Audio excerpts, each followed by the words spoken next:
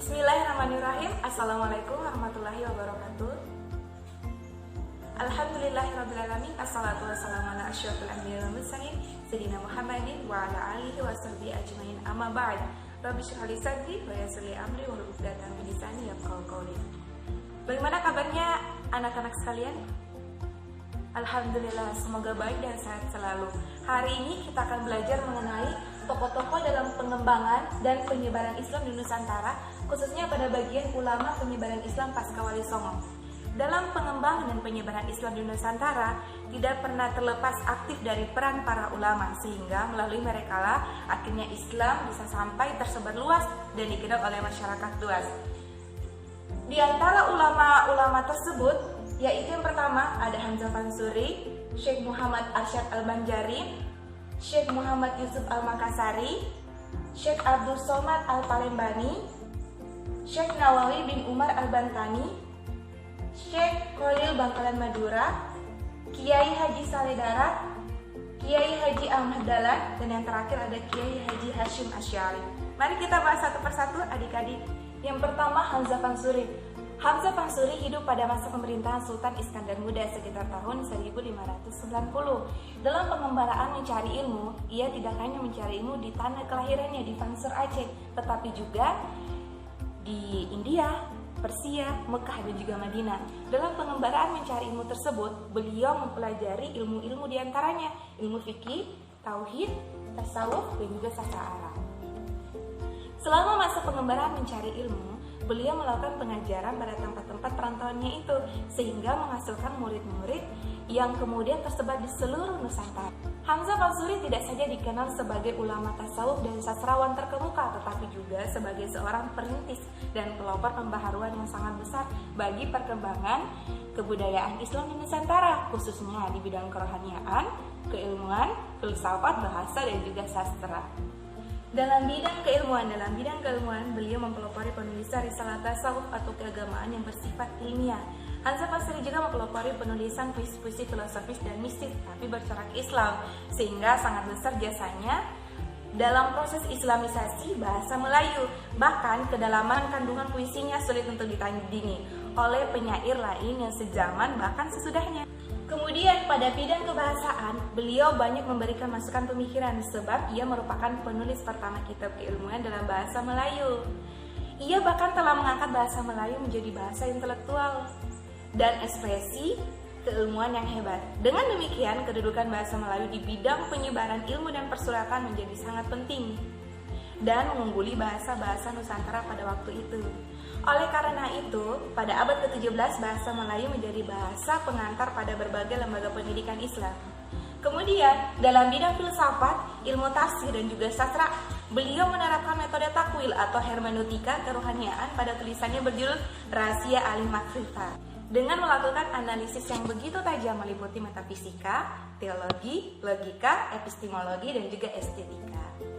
Yang kedua, Syekh Muhammad Arsyad Al-Banjari. Beliau lahir di Logabang tanggal 17 Maret tahun 1710 dan meninggal di dalam pagar tanggal 7 Oktober tahun 1812. Adik-adik, ini merupakan sebuah nama tempat, jadi jangan berpikir bahwa beliau meninggal di dalam pagar. Lanjut, beliau adalah ulama fikih mazhab Syafi'i yang berasal dari kota Martapura di Tanah Banjar, Kalimantan Selatan. Beliau banyak belajar di Mekah dan Madinah bersama 3 ulama Indonesia lainnya, yaitu Syekh Abdul Somad Al-Palembani dari Palembang, yang kedua Syekh Abdul Wahab dari Bugis, yang ketiga ada Syekh Abdurrahman Mesri dari Betawi. Mereka dikenal sebagai 4 serangkai karena sama-sama belajar di Tanah Haram. Bahkan nama Syekh Muhammad Arsyad Al-Banjari terkenal di Mekah berkat ilmu yang dimilikinya, yaitu terutama ilmu qiraat. Setelah kurang lebih 30 tahun menuntut ilmu, maka beliau kembali ke kampung halamannya.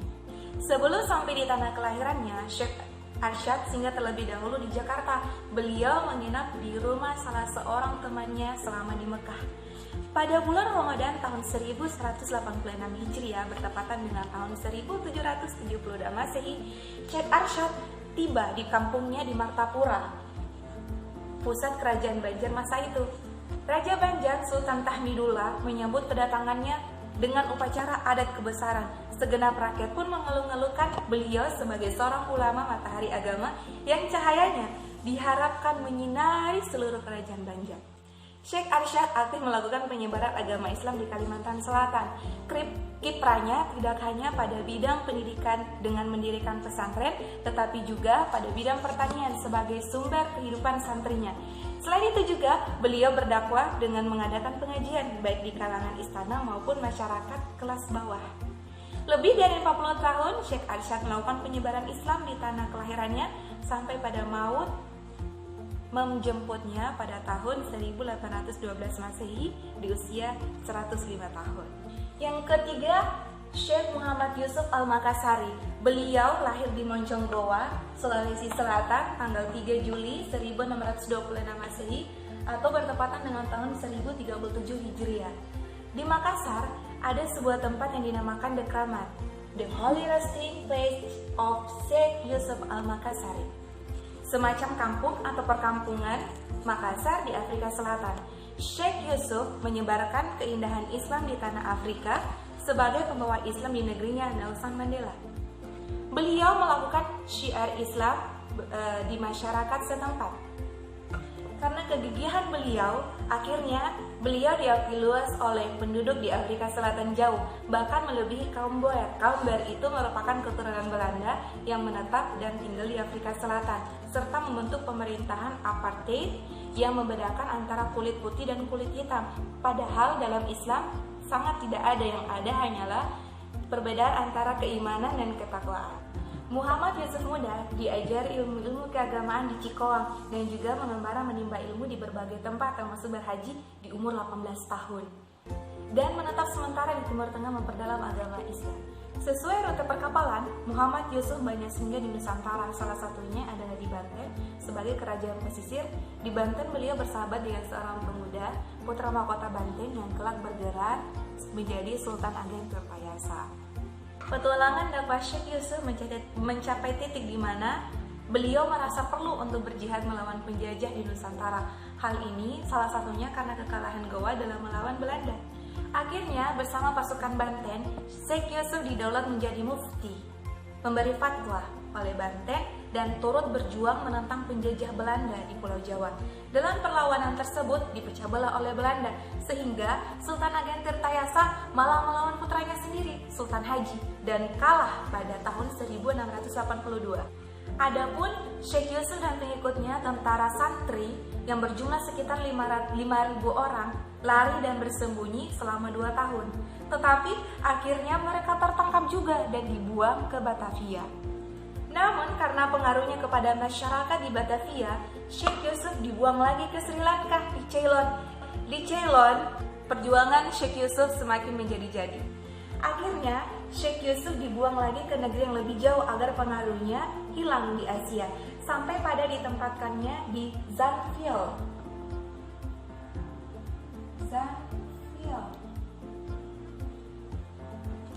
Sampai ditempatkannya di Zanfeel, desa pertanian di Muara Eerste Rivier.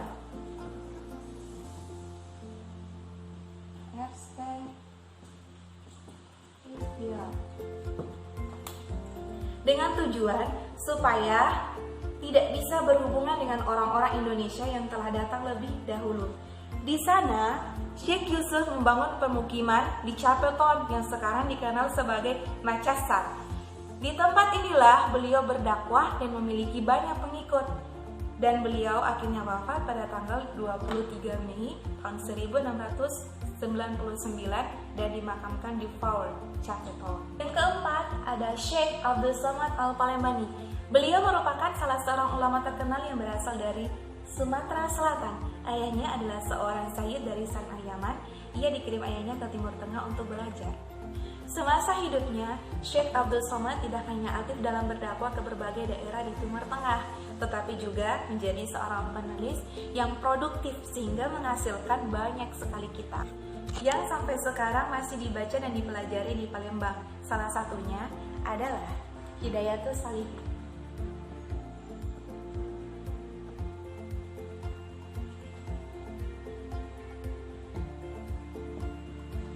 Salah satunya adalah Hidayatus Shalihin dan juga Sayyidus Salihin.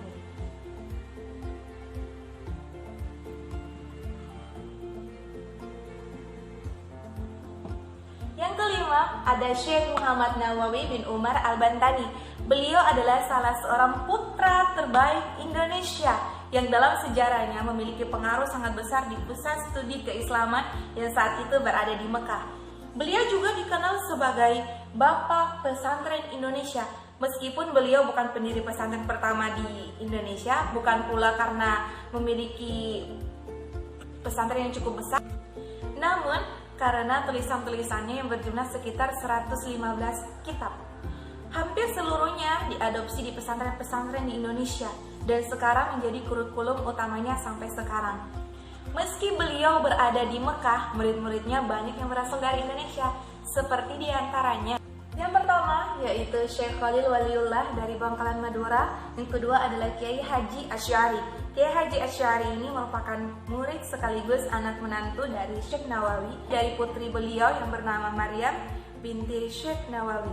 Yang ketiga adalah Hadratul Syekh Kiai Haji M. Hashim Asy'ari, berasal dari Tebureng, Jombang, Jawa Timur, pendiri Jamiah Nahdlatul Ulama. Demikian besar pengaruh Syekh Nawawi Al-Bantani. Beberapa julukan kehormatan dari Saudi Arabia, Mesir dan juga Suriah pun diberikan kepadanya. Di antaranya ada Sayyidul Ulama Al-Hijaz, pemuka ulama Hijaz. Yang kedua adalah Al-Mufti, pemberi fatwa. Yang ketiga Al-Faqih, pakar fikih. Bahkan beliau juga banyak menuangkan pemikirannya dalam banyak cabang ilmu pengetahuan sehingga mendapatkan julukan si pena emas. Yang keenam, Syekh Khalil Bangkalan Madura. Beliau biasa disebut dengan Mbah Khalil. Lahir pada hari Selasa tanggal 11 Jumadil Akhir tahun 1235 Hijriah atau 27 Januari tahun 1820 Masehi. Ayahnya Kiai Haji Abdul Latif mendambakan anaknya agar kelak bisa mengikuti jejak Sunan Gunung Jati yang merupakan kakek moyangnya. Oleh ayahnya, ia dididik dengan sangat ketat. Mbah Khalil kecil menunjukkan bakat istimewanya. Ia haus akan ilmu, terutama ilmu fikih dan nahwu. Bahkan beliau sudah sangat hafal dengan baik Nazhan Alfiyah Ibnu Malik atau 1000 bait yang membahas ilmu nahwu sejak usia muda. Untuk memenuhi harapan dan juga kehausannya mengenai ilmu fikih dan ilmu lainnya, maka orang tua Mbah Khalil mengirimkannya ke berbagai pesantren. Tahun 1850-an, usia 30 tahun, beliau belajar bersama Kiai Muhammad Nur di Pondok Pesantren Langitan, Tuban, Jawa Timur. Kemudian pindah ke Pondok Pesantren Cangar, Bangil, Pasuruan. Kemudian pindah lagi ke Pondok Pesantren Kebon Candi. Mbak Khalil ini merupakan orang yang begitu mandiri. Meskipun berasal dari keluarga yang cukup berada, tetapi ia tetap menjadi orang yang mandiri dan tidak mau merepotkan orang tua. Sungguh beliau merupakan anak yang sangat berbakti, bahkan ia tidak mau merepotkan orang tuanya. Ulama yang selanjutnya adalah Kiai Haji Saleh Dara. Muhammad Saleh bin Umar, lahir pada tahun 1820 Masehi atau lebih dikenal dengan sebutan Kiai Saleh Dara. Seorang ulama pada zamannya dengan ketinggian ilmunya yang tidak hanya dilihat dari karya-karyanya ataupun dari banyaknya murid-muridnya yang menjadi ulama-ulama besar di Jawa, tetapi juga dilihat dari pengakuan penguasa Mekah saat ia bermukim di sana. Selain itu, ia adalah seorang ulama yang sangat memperhatikan orang-orang Islam awam dalam bidang agama. Ia menulis ilmu fikih, akidah, tasawuf, dan akhlak dengan bahasa yang mudah dipahami oleh orang-orang awam, yakni dengan bahasa Jawa. Ia disebut juga sebagai Kiai Saleh Darat karena ia tinggal di kawasan yang bernama Darat, suatu daerah di pantai utara Semarang, tempat mendaratnya orang-orang luar Jawa. Beliau wafat di Semarang pada tanggal 28 Ramadan tahun 1321 Hijriah atau bertepatan dengan tanggal 28 Desember tahun 1903 Masehi. Yang kedelapan ada Kiai Haji Ahmad Dahlan. Beliau lahir di Yogyakarta tanggal 1 Agustus tahun 1868. Nama kecil beliau adalah Muhammad Darwisi. Ia merupakan anak keempat dari 7 bersaudara yang keseluruhan saudaranya perempuan kecuali adik bungsunya. Pada usia sekitar 15 tahun, ia pergi haji dan tinggal di Mekah. selama 5 tahun. Nah, pada periode ini Ahmad Dahlan mulai berinteraksi dengan pemikiran-pemikiran pembaharu dalam Islam, seperti diantaranya ada Muhammad Abduh, Al-Ghazali, Rashid Ridha, dan Ibnu Taimiyah. Ketika pulang kembali ke kampungnya tahun 1888, ia berganti nama menjadi Ahmad Dahlan. Nah, pada tahun 1912, ia mendirikan Muhammadiyah di kampung Kauman di Yogyakarta. Dengan maksud belajar agama, pada tahun 1909, Kiai Dahlan masuk ke Budi Utomo, organisasi yang banyak melahirkan tokoh nasionalis. Di sana, beliau memberikan pelajaran-pelajaran untuk memenuhi keperluan anggota. Pelajaran yang diberikannya terasa sangat berguna bagi anggota Budi Utomo, sehingga para anggota Budi Utomo menyarankan agar Kiai Ahmad Dahlan ini membuka sekolah santri yang diatur dengan rapi dan didukung oleh organisasi yang bersifat permanen. Maka saran itu kemudian ditindaklanjuti oleh Kiai Dahlan dan mendirikan sebuah organisasi yang diberi nama Muhammadiyah, yang berdiri pada tanggal 18 November tahun 1912 atau 8 Zulhijjah tahun 1330. Organisasi ini bergerak di bidang kemasyarakatan dan juga pendidikan. Dalam bidang organisasi pada tahun 1918, beliau membentuk organisasi Aisyah yang khusus untuk kaum wanita. Pembentukan organisasi Aisyah ini juga merupakan bagian dari Muhammadiyah karena menyadari betapa pentingnya kaum wanita dalam hidup dan perjuangannya sebagai pendamping dan juga partner kaum pria. Sementara untuk pemuda, Kiai Dahlan membentuk Patvinda atau Pandu yang dikenal dengan sebutan Pramuka. Pada usia 66 tahun, beliau wafat pada tanggal 23 Februari tahun 1923 di Yogyakarta, kemudian dimakamkan di Karangkuncen, Yogyakarta. Atas jasa beliau, maka negara menganugerahkan beliau dengan gelar kehormatan sebagai pahlawan kemerdekaan nasional. Ulama yang terakhir adalah Kiai Haji Hasyim Asy'ari. Lahir pada hari Selasa, Kliwon tanggal 14 Februari tahun 1871 Masehi di Gedang, sebuah dusun kecil yang terletak di utara kota Jombang, Jawa Timur. Ia merupakan putra ketiga dari 11 bersaudara. Nama lengkapnya adalah Muhammad Hasyim, dengan tambahan nama Asy'ari di belakangnya dinisbatkan kepada nama ayahnya. Ayahnya, Kiai Asy'ari, adalah seorang ulama asal Demak, Jawa Tengah. Hasyim Asy'ari ini dilahirkan di lingkungan pesantren Gedang setelah ibunya, Halimah, mengandungnya selama 14 bulan. Sejak kecil, Hasyim Asy'ari ini juga dikenal rajin bekerja. Watak kemandiriannya yang ditanamkan oleh sang kakek, yaitu Kiai Usman, mendorongnya untuk berusaha memenuhi kebutuhan dirinya tanpa bergantung kepada orang lain. Itulah sebabnya dia selalu memanfaatkan waktu luangnya untuk belajar, mencari nafkah dengan bertani dan juga berdagang. Hasilnya kemudian dibelikan kitab dan digunakan untuk bekal menuntut ilmu. Dari penjelasan ibu tadi, ada yang ingin ditanyakan? Iya, siapa namanya? Niken. Oke, apa pertanyaannya, Dek? Mengapa? Karena di Cilod ini merupakan sebuah tempat persinggahan jamaah haji. Maka Syekh Yusuf masih dapat menjalin komunikasi dengan baik dengan orang-orang di Nusantara dan para pengikutnya di sana. Iya, seperti itu. Baik, ada lagi pertanyaan? Iya. Berhubung tidak ada lagi pertanyaan dari adik-adik, jadi persiapkan diri adik-adik karena minggu depan kita akan mengadakan kuis. Oke, sekian dari penjelasan Ibu. Wassalamualaikum warahmatullahi wabarakatuh.